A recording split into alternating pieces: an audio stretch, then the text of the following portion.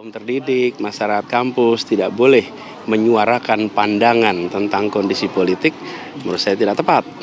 Mereka boleh menyampaikan. Mereka mungkin tidak terlibat di dalam aktivitas partisan politik, yaitu politik kepartean, politik kepemiluan, mereka tidak terlibat. Tetapi menyampaikan pandangan tentang kondisi negara, mengenai kondisi politik, itu sama seperti mereka menyampaikan pandangan tentang kondisi ekonomi, kondisi sosial, sama. Itu wujud tanggung jawab konstitusional. Justru ketika ada masalah dan kampus diam, ada masalah malah, berarti kebebasan berekspresi terganggu. Tapi ketika mereka mengungkapkan pandangannya, menurut saya itu adalah tanggung jawab, sikap bertanggung jawab dari kampus. Cukup? Yuk, kita langsung yuk. Thank you, Pak. Thank you. Bang Dipa. Andro.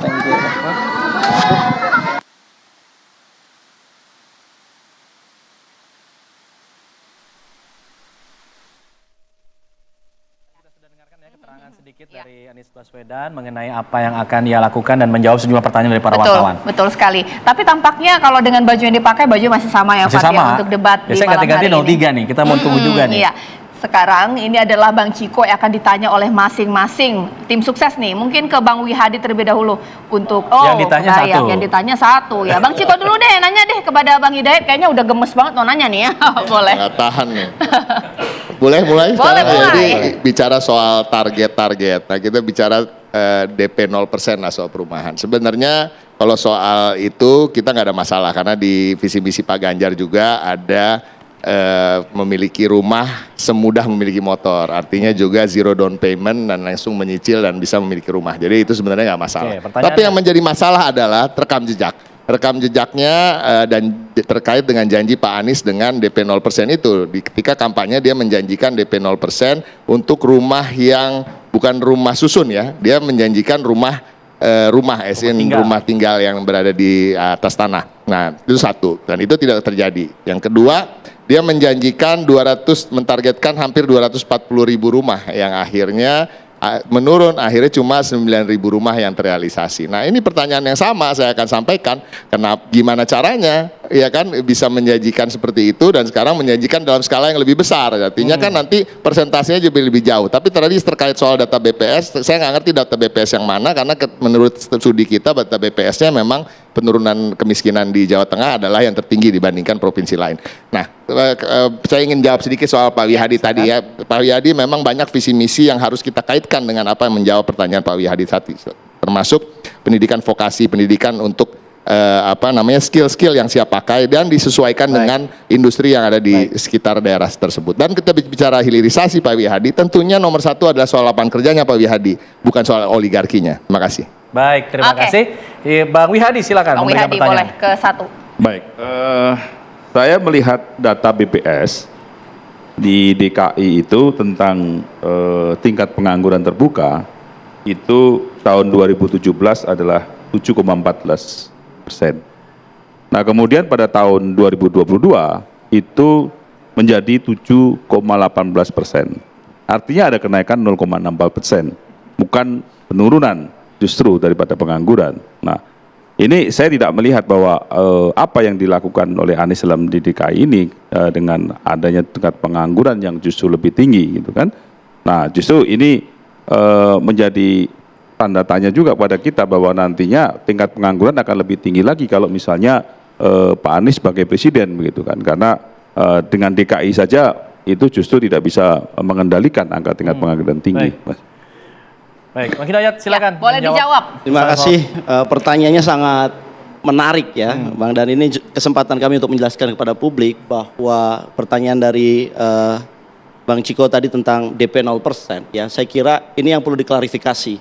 Bahwa kita punya datanya bahwa target tadi Abang bilang kita penyediaan rumah DP 0% itu 232.000 ya menurut skema BUMD dan juga KBU. Dan di dalam pergub terakhirnya ya di rencana akhir Pak Anies itu di tahun 2022, karena Pak Anies ini kan mundurnya 2022, yaitu sudah terbangun memang 9.000 unit ya yang dibangun oleh BUMD. Dan saya kira ini juga menyambung tadi dengan pertanyaan Bang Wihadi, bahwa kita ingat di masa 5 tahun Pak Anies menjabat di Jakarta, itu ada periode 2 bahkan 3 tahun itu COVID. Dan saya kira ya ketika kita bicara angka penurunan pengangguran terbuka, memang kita struggle, dan ini tidak hanya di kota Jakarta, tapi di seluruh dunia struggle bagaimana mempertahankan ya orang yang bekerja tetap bekerja saja itu sulit. Dan ini sudah menjadi prestasi luar biasa menurut kami di Jakarta, sudah ada penurunan, penganggurannya turun. Jadi harusnya malah meningkat. Kalau kita bicara logisnya kan, COVID itu membuat orang tidak punya pekerjaan, malah ini sudah ada pencapaian meskipun tadi dibandingkan dengan 2014. Ya. Terus solusinya gimana ke depannya untuk bisa meningkatkan? Ini pembelaan. Jadi rekam jejak Pak Anies ingin mengatakan bahwa kita serius dalam mengatasi penurunan pengangguran meskipun dalam kondisi tidak baik-baik saja. Nah, yang dilakukan, yang dijanjikan, dan saya kira berkaca dari situ, bahwa kita ingin menciptakan lapangan pekerjaan. Kalau dari Bang Coki bilang 17 juta targetnya, kalau kami 15 juta. Dan menurut kami target kami ini realistis, karena pertumbuhan kami adalah 6,5% untuk menjaga balancing antara pertumbuhan dengan hutang. Karena kalau kita ingin mencapai pertumbuhan 7% secara ekonomi, berarti kita harus menambah hutang lebih banyak lagi. Nah, kita mengkritik hutang yang digunakan tidak tepat sasaran, banyak mensia-siakan, terbukti dari angka ekornya semakin tidak efisien, maka kita coba menjadi balancing. Baik. Dan pengangguran itu dicapai adalah dengan cara menciptakan lapangan pekerjaan untuk mereka yang berada di informal. Dan yang kedua adalah menyiapkan lapangan pekerjaan yang disebut dengan green job. Dan saya kira ini akan dibanggakan oleh kandidat kami, bahwa kamilah yang concern kepada pembentukan penciptaan lapangan pekerjaan yang sifatnya adalah ramah lingkungan, green jobs, dan itu harus berkaitan dengan membangun green industry. Nah, saya kira itu yang mau menjawab pertanyaan dari Abang. Baik, bisa menanggapi Prof. Eko, silakan. Iya, soal perumahan ya. Memang kalau saya perhatikan data backlog kita ini kan 12,1 juta ya. 80% keluarga itu tidak memiliki rumah. Tapi memang tidak ada solusi yang gampang untuk membuat rumah, karena anggarannya juga besar. Ini terkait dengan penciptaan lapangan pekerjaan. Bagaimana meningkatkan income masyarakat sehingga mereka memiliki kesempatan untuk membeli rumah. Nah, ini memang solusi yang tidak mudah, karena sekali lagi ini soal hubungan antara pusat, provinsi, dan kabupaten kota dalam penyediaan perumahan. Karena kewenangan bidang urusan perumahan itu ada di kabupaten kota gitu. Nah, jadi ini memang tidak mudah gitu. Pesan saya sih sebenarnya untuk para capres, mohon dapat diperhatikan ketika membuat program nanti implementasinya dalam kaitan hubungan pusat, provinsi, dan kabupaten kota itu seperti apa itu. Karena dulu zaman Pak Harto ada Kanwil, ada Kandep, gampang. Itu orang pusat di daerah. Kalau sekarang nggak ada Kanwil, nggak ada Kandep. Yang ada dinas itu punya kepala daerah yang kalau partainya beda, nggak mau dia bikin sulit program yang ada di kabupaten kota dari pusat gitu loh. Nah, ini persoalannya saya pikir memang sekali lagi ini bagaimana kita menghubungkan misalnya dunia usaha dengan dunia industri itu ya. Baik. Ini penting sekali untuk menciptakan lapangan pekerjaan. Baik. Nah, tadi nyambung juga Pak Profesor Sweb bahwa ya lulusan kita ini kan hanya bisa berteori. Kenapa? Ya karena memang tidak match dunia usaha, dunia industri gitu loh. Nah, lulusan SMK yang kita ciptakan juga itu tidak match juga. Mengapa? Karena kita tidak punya desain industrinya yang diikuti dengan sumber daya yang kita butuhkan gitu loh. Ini nanti menjadi perdebatan. Karena orang buka prodi di universitas itu sembarangan aja gitu. Nggak sesuai dengan kebutuhan industri yang mau kita ciptakan. Nah, Prof. demikian, terima kasih. Boleh ditanggapi. Baik.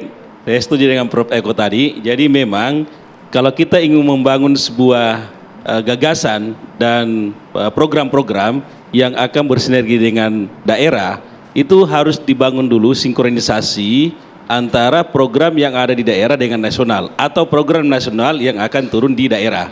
Kalau misalnya ini tidak terintegrasi, ya seperti tadi misalnya pengadaan perumahan hari ini kan jadi persoalan juga, karena mengenai masalah izin itu kan ada di tingkat kabupaten kota misalnya seperti itu. Jadi kalau misalnya Bang Hidayat ini ke depan akan membangun rumah di seluruh Indonesia dengan DP 0 rupiah, ya misalnya ini saya kira programnya harus betul-betul disinergikan dengan Pemda.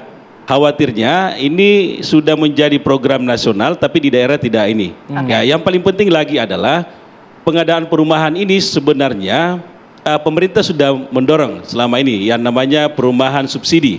Nah, apakah perumahan subsidi ini yang akan dijadikan 0 rupiah atau misalnya memang ada program dari pusat yang turun ke daerah lagi dengan program yang lain? Ini yang harus dipertajam. Terima kasih. Wah, ini luar biasa ya tanggapan dari dua panelis. Sekarang kita akan mengajak pemirsa untuk melihat venue dari debat malam hari ini di JCC seperti apa. Rekan kami Tisa sudah siap mengabarkan dari sana, menggambarkan kembali kepada Anda pemirsa di rumah. Ini dia. Tisa, silakan dengan laporannya. Baik, Caca dan juga Alfat, saat ini saya menggambarkan kepada Anda, gambar yang Anda lihat saat ini di layar kaca Anda adalah gambar yang berada di luar halaman Jakarta Convention Center. Saat ini tepatnya adalah halaman dari gedung parkir di samping Jakarta Convention Center. Kalau Anda lihat, begitu banyak sekali massa, kami tidak bisa memperkirakan, tapi yang terlihat sepandang pemandangan saya di sini, pemirsa, Andro dan maksud saya Alfat dan juga Caca, ada mungkin hampir ribuan massa.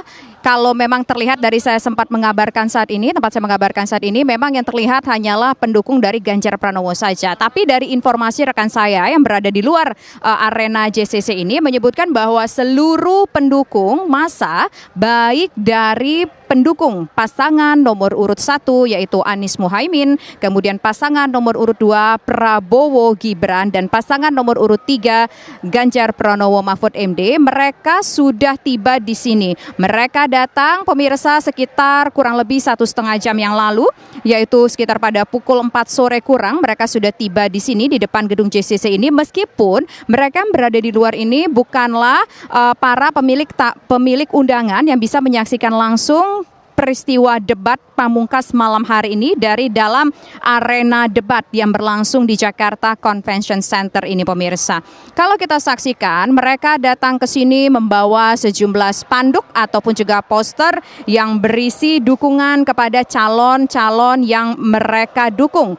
Misalkan saja pemirsa, selain itu juga kita melihat bahkan ada di antara mereka yang menyanyikan yel-yel secara bergantian. Kalau mungkin bisa dilihat, kameramen saya bisa mengarahkan ke sebelah kanan. Kita lihat di situ adalah pendukung dari Prabowo Gibran yang mereka menyuarakan yel-yel mereka untuk mendukung calon presiden nomor urut 2 Prabowo Subianto, Gibran Raka Buming Raka.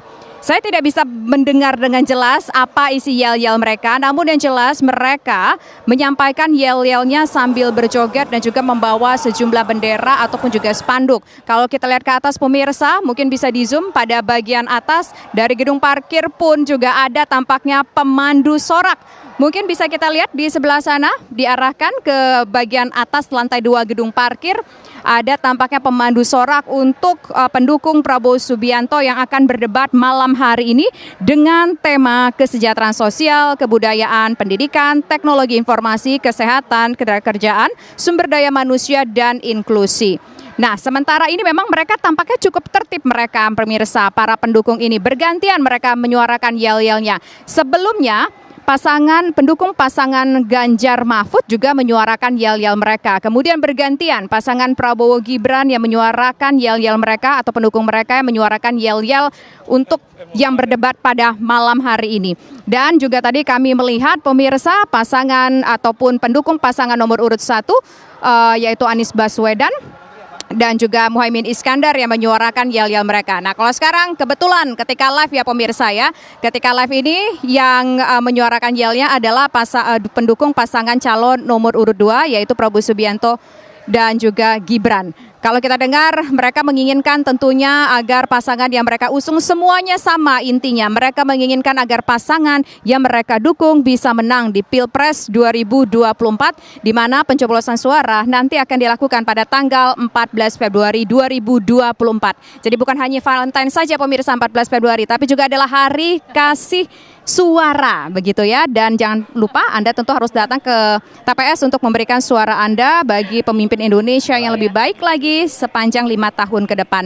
Dan dapat kami informasikan pula pemirsa, tentunya saat ini juga pengamanan terus dilakukan. Kalau kita lihat bukan hanya para pendukung dari masing-masing paslon saja yang berada persis di depan JCC di antara gedung parkir ini, tapi juga ada personil gabungan untuk mengamankan jalannya debat malam hari ini. Dari pagi tadi mereka sudah berada di sini untuk mengamankan dukungan ataupun untuk memberikan pengamanan yang terbaik dan pengamanan ketat. Dan dapat kami informasikan ada sekitar lebih dari 2.000 personil keamanan gabungan dari Mabes Polri, Polda Metro Jaya dan Polres Metro Jakarta Pusat yang dikerahkan. Sementara kembali ke Caca dan juga Alfat. Alfat, catat ya. Tanggal 14 Februari bukan hanya hari kasih sayang, tapi hari kasih suara sayang. Baik, nanti kita masih akan melanjutkan acara pada sore hari ini. Masih tinggal beberapa menit lagi menuju ke debat. Udah deg-degan ya Fat ya. Tapi kita harus jeda dulu dong. Jeda dulu, nanti setelah ini kita akan dengarkan tanggapan dari mahasiswa untuk menanggapi soal tema pada sore hari ini. Kami jeda dulu, kami kembali lagi. Tetap bersama kami dalam Menuju Istana Debat Capres 2024.